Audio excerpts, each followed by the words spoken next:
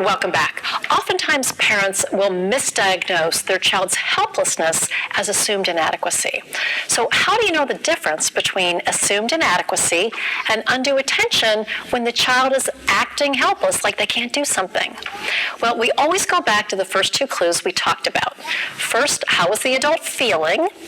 If the helplessness is really undue attention, the adult feels annoyed and irritated, you know the child is perfectly capable, he's just acting like he can't do it, so you'll provide special service. If the helplessness is assumed inadequacy, the adult feels desperate, hopeless, helpless, just doesn't even know what to do next. We also look at the child's response. When the helplessness is a demand for undue attention, the child wants us to be involved. He wants us to sit there and do homework with him. When the helplessness is assumed inadequacy, the child does not want us around. He's just praying that you won't ask about the math homework. He wants to go underground and be left alone.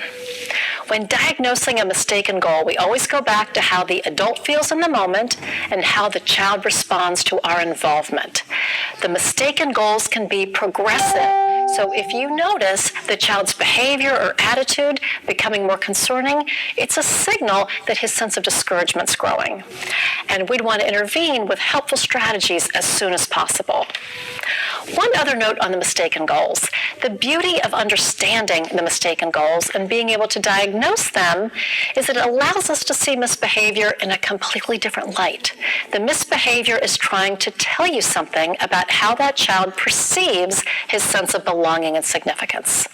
Identifying the mistaken goal allows you to be more strategic in correcting the misbehavior with much better results.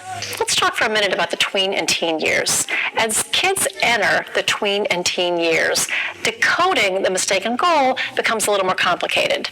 The mistaken goals still apply, but some new mistaken goals often present themselves.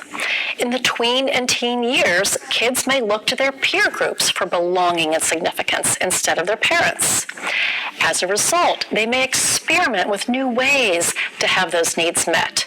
It may be thrill-seeking behaviors, pushing the envelope in terms of appearance, sneaking around, experimenting with drugs or alcohol, sexual behavior.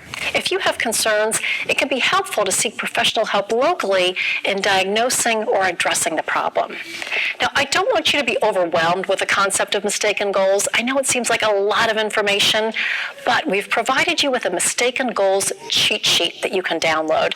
It'll help you diagnose what the mistaken goals are, and then it will help you with corrective actions, both what to do in the moment to remove the child's payoff, and also for the future, so you can address the child's mistaken belief and keep that from happening on a repeated basis.